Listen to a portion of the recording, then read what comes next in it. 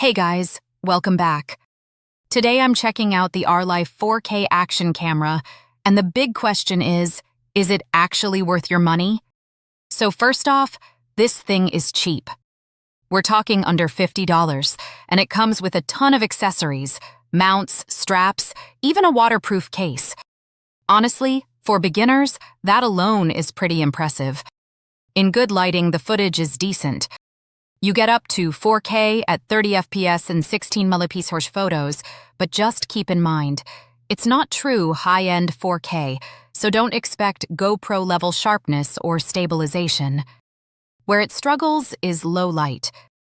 Things get grainy fast, and the audio isn't great, especially once it's inside the waterproof case. Battery life is actually solid thanks to the extra batteries, and it works well for biking, travel, or pool days. Basically anything where you don't want to risk your phone. So yeah, verdict. Great starter camera, not a pro tool. If you manage expectations, it's actually a pretty solid budget pick.